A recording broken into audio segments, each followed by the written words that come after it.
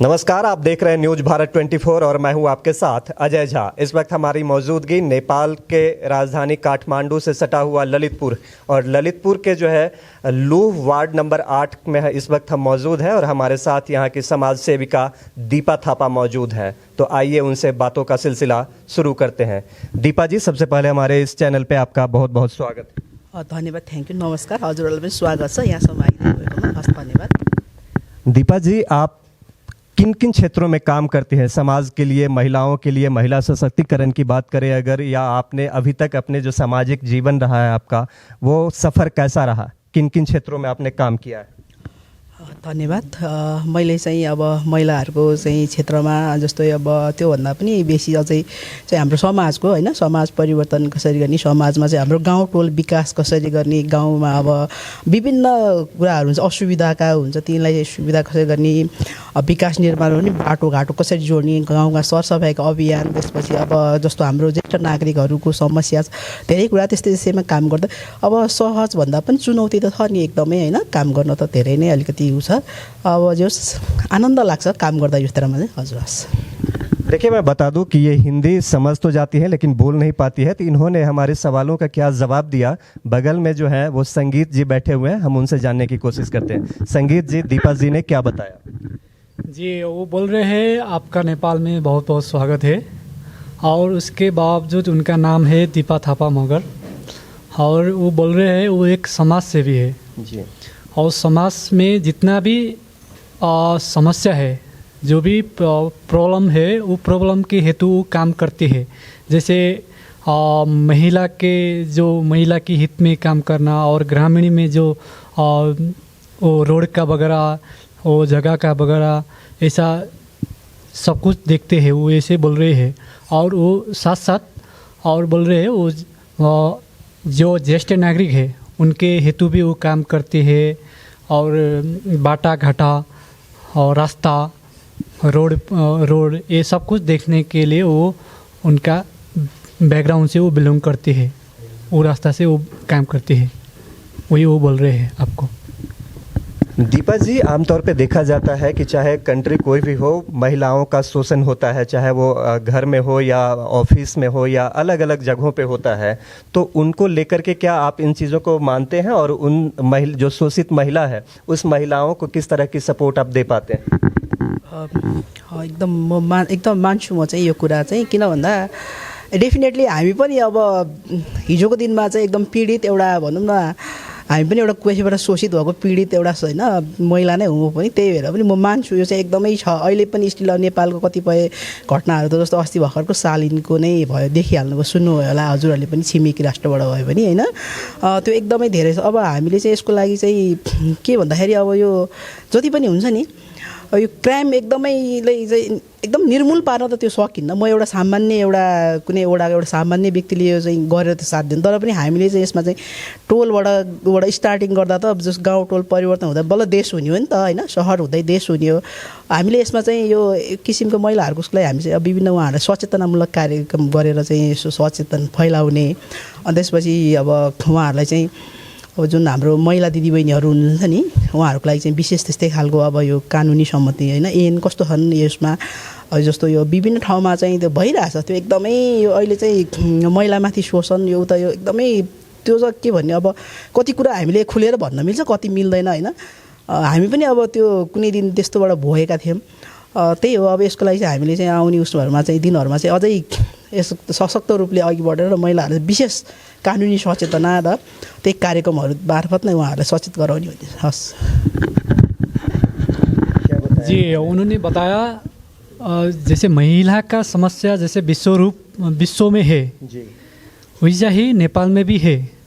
वैसे ही जैसे महिला के प्रति जैसे जो भावना हम पुरुष लोग देखते हैं या विश्व कानून देखते हैं, ये भी नेपाल का भी प्रॉब्लम है, मेन इशू है। और ये इसके इशू के विरुद्ध अगेंस्ट में हम अवेयरनेस प्रोग्राम चला रहे हैं, सचेतनामूलक कार्यक्रम चला रहे हैं, महिला जागरण कार्यक्रम चला रहे हैं, और ये वगैरह जो उनका कहना है, इसके विरुद्ध अगेंस्ट हम लड़ रहे हैं। हम महिला प्रति का जो कानून है उसके अगेंस्ट हम जा रहे हैं, मतलब वो सचेतना कराने के लिए, अवेयर कराने के लिए, जागरण कराने के लिए, वो उनका कहना है। जो विश्व समुदाय में चेतनामूलक होना चाहिए, विश्व जो महिला है उनको उनके हित में कार्य होना चाहिए, उनका जो मेन अभी एम है वो ये कह रहे हैं। महिलाओं को आत्मनिर्भर बनाने के लिए, अपने पैरों पे खड़ा करने के लिए आप या आपकी जो मैं देख रहा हूँ यहाँ पे पूरी टीम है महिलाओं की, उसको लेकर के भी आप लोगों की कुछ प्लानिंग है क्या, या कर रहे हैं उस पर? अवश्य हाम्रो त्यो प्लानिङ छ र हामीले गरिरहेका पनि छौँ होइन। महिलाहरू इन्डिपेन्डेन्ट भएर आफूले स्वरोजगार भएर चाहिँ 2 पैसा कमाउने खालको हामीले कार्यक्रमहरू पनि चलाएका छौँ विभिन्न ठाउँहरूमा, विभिन्न उसमा हाम्रो समुदायगत आफ्नो टोलमा होइन। विशेष त अहिले चाहिँ अब टोलकै कुरा गरौँ होइन। हाम्रो टोलको किन भन्दा हाम्रो सर चाहिँ बिलोङ टु हाम्रै टोलको हुनुभएको हुनाले चाहिँ टोलगत हामीले चाहिँ त्यो गरेका छौँ। आगामी दिनहरूमा त्यो गर्नेछौँ। जी, वो बोल रहे हैं महिला के स्वरोजगार के लिए वो अपने अपना लेवल पर वर्कआउट कर रहे हैं, जिसके आगे जाकर स्वरोजगार हो जाए, इसके लिए उनका बैकग्राउंड वर्क हो रहा है, ये बोल रहे हैं। यहाँ की जो सरकार है, अभी जो मौजूदा सरकार है, वो महिलाओं के लिए क्या कुछ कर रही है? कुछ अलग अलग योजनाएं ला रही है क्या? वो योजनाएं जो है वो धरातल पर लागू हो पाती है या सिर्फ जो है वो पेपरों में ही रह जाती है? मैं ये भी जानना चाहूँगा। होइन, यहाँको हाम्रो जस्तो विशेष गरी अहिले चाहिँ हाम्रो चाहिँ नेपालमा चाहिँ 3 तह सरकार छ होइन। केन्द्रीय, प्रदेश र यो के भन्छ के अरे स्थानीय सरकारले गर्नुभएको छ। हाम्रो यहाँ चाहिँ महिलाहरूको उसको लागि विभिन्न कृषि सम्बन्धी चाहिँ अब तालिमहरू दिएर, विभिन्न सिपमूलक उहरू दिएर, त्यो पेपरमा मात्र होइन वास्तवमा ऊ पनि भइरहेछ। तर कस्तो छ भन्दा सबै कुरो चाहिँ गभर्मेन्टले मात्र गरेर हुँदैन, हामी आफै पनि अलिकति सचेत हुनुपर्छ, सजग हुनुपर्छ। र अहिले चाहिँ के देखिरहेछ भन्दाखेरि धेरै जस्तो अब हाम्रो महिला दिदीबहिनीहरू पनि हिजो आज चाहिँ अब सबै जब होल्डर हुनुभयो, विदेश जाने हुनुभयो होइन। त्यो भएको हुनाले चाहिँ अब अहिले पहिलाको उसमा चाहिँ तुलनामा चाहिँ अलिक कमै छ अलिकति, जस्तो हाम्रो आफ्नो टोल गाउँमा बसेर काम गर्ने दिदीबहिनीहरू लोकल गभर्मेन्टले एकदम सपोर्ट गरेछ, एकदमै गरेछ हामीलाई। जी, उनका कहना है अभी जो गवर्नमेंट है वो एक स्थानीय लेवल का जो सहयोग है गवर्नमेंट, वो उनका कई हद तक सपोर्ट कर रहे हैं। अभी जितना जैसे पेपर में सीमित ऐसा वगैरह कई लिमिट होगा, तो भी अभी जो फ्रंट लाइन में है, जो स्थानीय लेवल पर है, जो लोकल लेवल पर है, उस पर वर्कआउट हो रहा है, वो सपोर्ट कर रहे हैं गवर्नमेंट की तरफ से भी, उनका कहना है। अब मैं बात करूं तो आपके बगल में जो बैठे हैं राजेंद्र रेग्मी जी, जिनको बहुत सारे लोग निराहारी बाबा के नाम से भी जानते हैं, आप इनको बीते कितने सालों से, कितने महीनों से, कितने दिनों से जानते हैं? उहाँ चाहिँ हाम्रो टोलमा होइन, हाम्रो चाहिँ एउटा हाम्रो यो चाकामकल टोल भनौँ होइन, उहाँ त्यहाँ चाहिँ घर बनाएर बस्न आउनुभएको लगभग 3 वर्ष जस्तो भयो। उहाँलाई चाहिँ मैले एकदमै मजाले राम्रोसँग चिनेको चाहिँ 2.5 वर्ष भयो उहाँलाई मैले चिनेको। उहाँ चाहिँ टिचिङ हस्पिटलको उसमा लेखा प्रमुख भएर कार्यरत हुनुहुन्थ्यो, मैले अब जानेअनुसार उहाँसँग त्यो हुन्छ। अनि अब हामी चाहिँ त्यस्तै यो उसको काममा चाहिँ यो हामीले एउटा बाटो बनाउने हाम्रो अभियान थियो, त्यहाँ चाहिँ हामी चाहिँ बाटो बनाएर त्यो ढलान गर्ने त्यो अभियानमा हामी चाहिँ काम गर्नुहुँदा सर चाहिँ त्यो बाटो गाडीमा हिँड्नुहुन्थ्यो। अनि पछि एक दिन चाहिँ त्यस्तै उसमा चिनजान भयो। त्यसपछि चिनजान भयो, त्यतिखेर त सर एकदमै 100 केजीकै हुनुहुन्थ्यो होला, त्योभन्दा अझ एबभै हुनुहुन्थ्यो कि त्यस्तो खालको हुनुहुन्थ्यो। अनि उहाँको परिवारहरू सबै हामीले त्यतिखेरै चिन्यौँ। हुँदा एउटा हाम्रो टोलमा आफ्नो राम्रो छिमेकी बस्न आएको नाताले चिनजान गरेर एउटा हामीले त्यो स्थानीय सरकारको हाम्रो चुनावको यो चाहिँ त्यो भइसकेपछि उहाँहरूले स्थानीय सरकारबाट जो जित्नु भएको थियो, अनि उहाँहरूलाई चाहिँ हामीले चाहिँ एउटा बधाई तथा स्वागत कार्यक्रम राख्दाखेरि चाहिँ हामीले सर म्याडमले त्यतिखेरदेखि हामीले चिनेको सर चाहिँ। क्या बताया मैडम ने? जी, वो बोल रहे हैं उनका जो राजेंद्र रेग्मी है, उनका पहचान अराउंड 3 साल इधर से हुआ है, और उनका सिलसिला जो पहचान का सिलसिला है वो समाज सेवी के, और जो रास्ता बनाने का जो रोड वगैरह है उस बनाने के बगैर टाइम में उनसे मुलाकात हुई और उनका जान पहचान हुई, ऐसा बोल रहे हैं।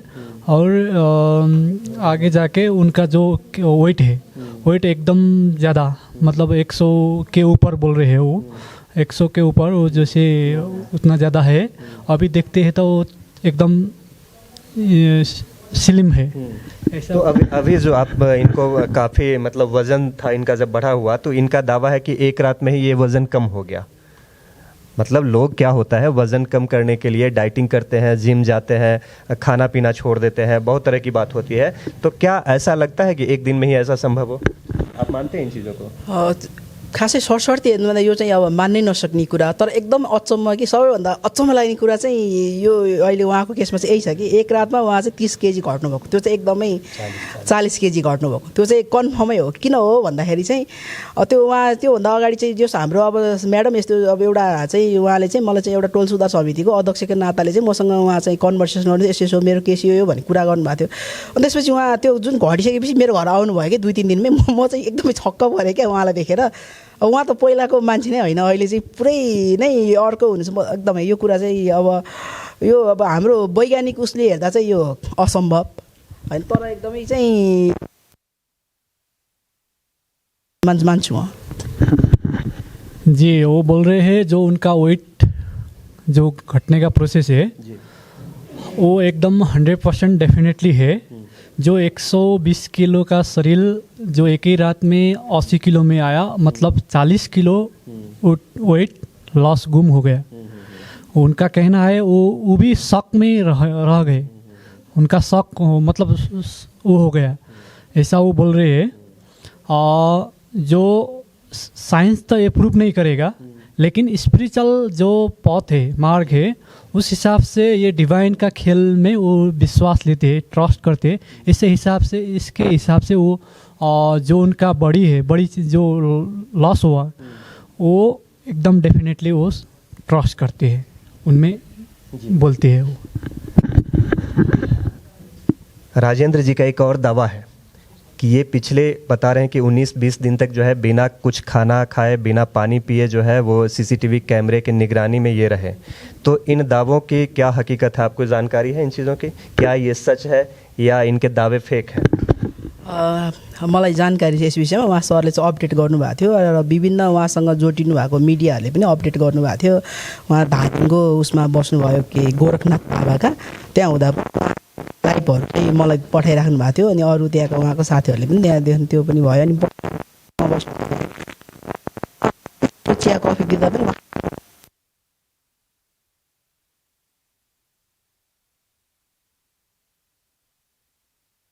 उहाँको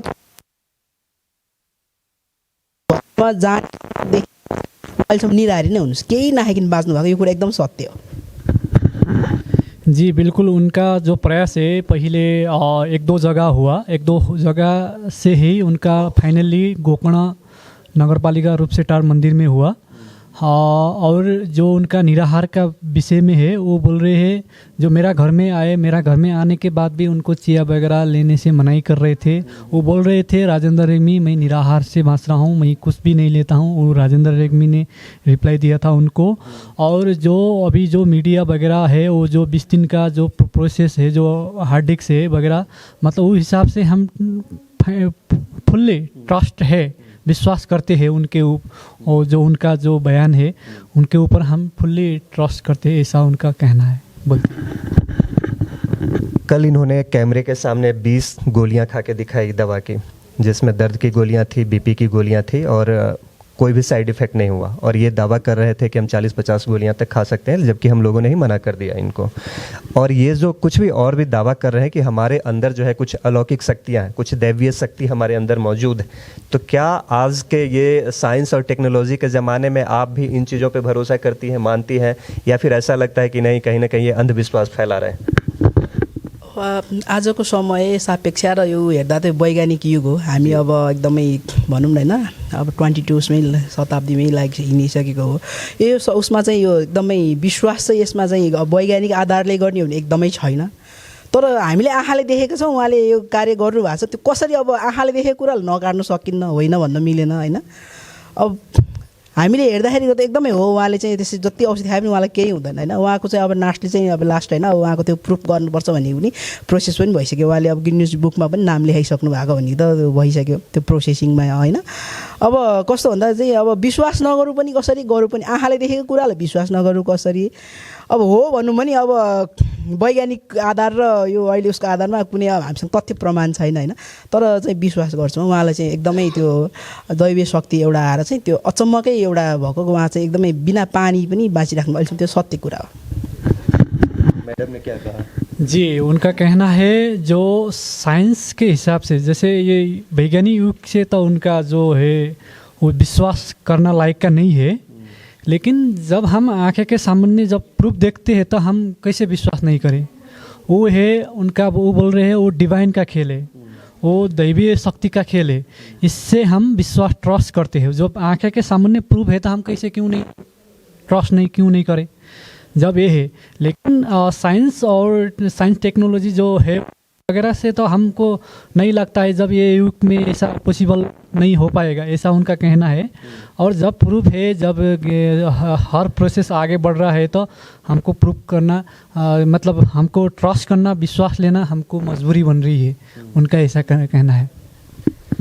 मैडम एक के बाद ये जो है रिकॉर्ड तोड़ने और रिकॉर्ड बनाने की जो बात कर रहे हैं कि 18 दिन का जिनका रिकॉर्ड था उन रिकॉर्ड को इन्होंने तोड़ा। इन्होंने जो है अब अगला दावा इनका था कि हम ज़मीन के अंदर जो है एक बॉक्स के भीतर 13 दिन रहने का कोशिश करेंगे।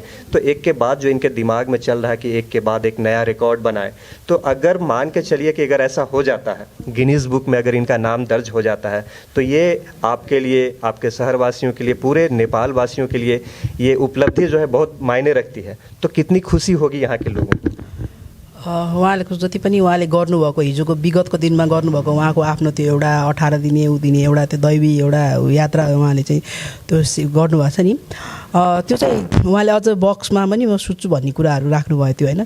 त्यो चाहिँ अब एउटा चाहिँ राम्रो कुरा हो, राम्रो पाटा हो। किन भन्दा हाम्रो टोल समाज नेपालको लागि पनि एउटा चिनाउने राम्रो हो। किन भन्दा यस्तो चाहिँ अब यो अचम्म अद्भुत, यो त एकदमै विश्वासै नहुने होइन, एकदमै यो कल्पनै गर्न नसक्ने कुरा हामीले चाहिँ यस्तो पनि हुन्छ र भन्ने आफैमा भित्र नै एउटा एक किसिमको होइन त्यो एकदमै अचम्मित हुने कुरा हो यो। तर उहाँले अब नहुने होइन रहेछ भनौँ भने पनि उहाँले चाहिँ अब गर्दै आउनु भएको छ। हिजोदेखिको दिनमा अब कयौँ ठाउँमा चाहिँ होइन लाइभ सिसी क्यामेरा लाइभ हालेर अब वरिपरि त्यहाँको उहाँको अब सुरक्षाकर्मीहरू साथीहरू आएर त्यो गर्दै आउनुभएको त्यो कुराको आधारमा चाहिँ एकदमै उसमा चाहिँ एकदमै उहाँले गर्न सक्नुहुन्छ भन्ने मलाई विश्वास छ होइन। तर कतिले त अब होइन मैले पनि उहाँको पक्षमा बोल्दा मलाई पनि पागल भने होइन, अब उहाँलाई पनि पागल भने कमेन्टमा त पागल दिमाग खुस्क्यो भने यति पनि कतिले राम्रो। अब जो चाहिँ अब धर्ममा आस्था राख्छ, हिन्दू धर्म होइन, जो हिन्दू धर्ममा आस्था राख्छ उहाँहरू चाहिँ राम्रो ठिकै हो, यो चाहिँ दैवी शक्ति हो भने भन्नुभयो होइन। जो अब राख्दैन अब उयो चाहिँ एकदम पागल अब होइन। जस्तो मैले उहाँको पक्षमा चाहिँ कति म रिप्लाई दिन्छु कि त्यो आएको कसो होइन, उहाँ मेरो छिमेकी हो, मैले चिन्छु उहाँलाई भने भन्दा मलाई पनि पागल पनि भनेका छन् कि। तर होइन, उहाँले सक्नुहोस्, शुभकामना पनि छ होइन। भोलिको दिनमा एउटा भनौँ न यो सबै कुरा भयो भने उहाँको आफ्नो अब सबै कुरा पनि मिल्दछ होला सायद, भोलि पारिवारिक कुरादेखि लिँदा अब यो सबै कुराहरू चाहिँ हामीले लोकल गभर्मेन्टलाई पनि इन्फर्म गरे हो। अब त्यहाँबाट पनि साथ सपोर्ट भएन, अब सबै गरे।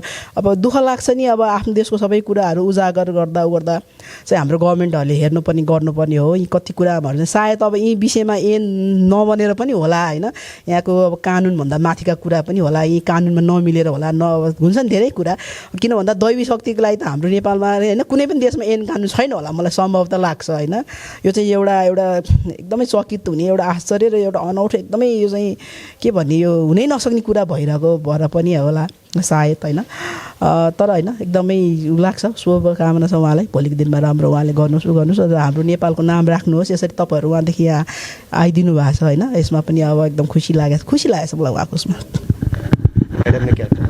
जी, उनका कहना है जो गिनीज बुक दर्ज करने के लिए जो करेंगे तो वो हमारे गर्व के विषय है, क्योंकि लिए जो उनका जो अलौकिक शक्ति है वो साइंस के हिसाब से तो थोड़ा अजीब लग सकता है, लेकिन दैवीय शक्ति में सब कुछ पॉसिबल है, असंभव कुछ भी नहीं है। जो उनका मिट्टी में जो गड़ के बसना, वो भी एक उनका जो हर चीज़ प्रूफ होके जा रहे हैं। तो अब इसको भी क्यों नहीं करे? जैसे लोग तो कह रहे हैं उनको पागल कहेंगे, पागल कहते हैं, लेकिन जब सब सामने सब कुछ देख रहा है, सामने सब कुछ है, तो लोगों को तो हैरान की बात हो रही है। और ये विषय उनके लिए लोकल गवर्नमेंट से लेके हर तरफ से उनका सपोर्ट होना चाहिए, ऐसा उनका कहना है। इसमें थोड़ा अभी असमर्थन भी है कुछ भी, क्योंकि लिए जो लीगल प्रोसेस है हम थोड़ा अभी नहीं गए, जो हम फॉर्मेलिटी अभी नॉर्मल एक हमारा पर्सनल लेवल पर हमारा जो एक्टिविटीज हुआ उनके ऊपर वो एक पर्सनल लेवल पर हुआ। जो हम लीगल प्रोसेस है जो वो उसके लिए भी हम लोग का प्रोसेस हो रहा है, और लोकल गवर्नमेंट भी वही कहता है जो प्रोसेस सिस्टम में जाएंगे तो हम उनके हायर गवर्नमेंट से भी, हम सेंट्रल गवर्नमेंट से भी जा सकते हैं। इसका जो अगले प्रोसेस का है अगले प्रोसेस में जा सकते हैं, ऐसा उनका कहना है।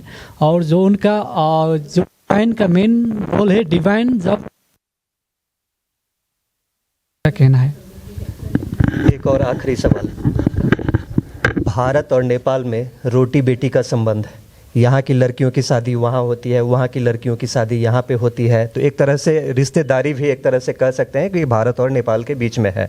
धार्मिक, अगर हिंदू धर्म की बात करें तो धार्मिक मान्यताओं की अगर बात करें तो जो करोड़ों भारतीय में हिंदू लोग हैं उनके भी आराध्य देव यहाँ पे पशुपतिनाथ हैं। करोड़ों जो हिंदू हैं उनकी आस्था का एक प्रमुख केंद्र रहा है ये। तो भारत और नेपाल के रिश्तों को आप कैसे देखते हैं?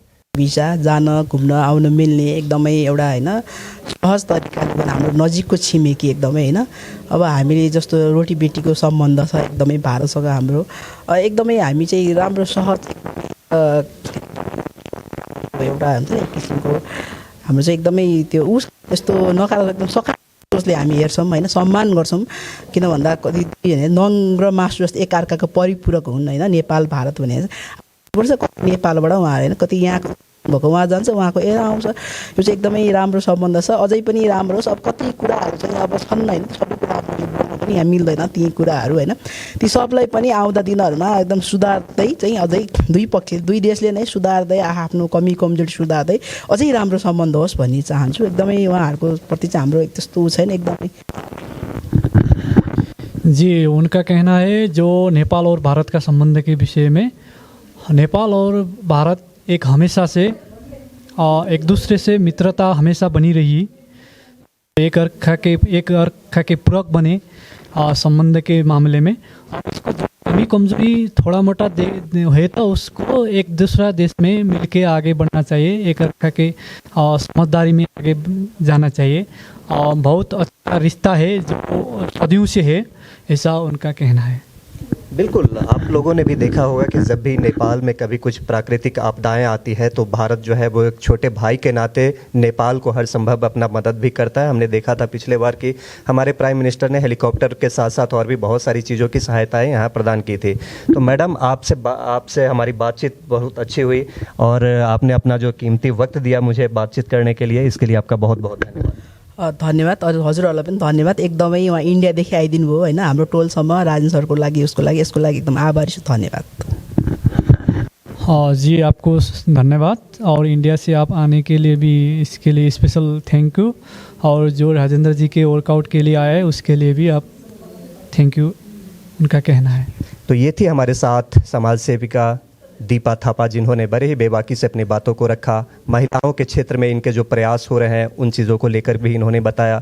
राजेंद्र जी की बात करें तो उनके बारे में जितनी सारी डाउट थे उनको इन्होंने ये क्लियर किया। नहीं, मैं इनको बरसों से जानती हूँ और इनके जितने दावे हैं उन दावों पे इन्होंने मुहर लगाया।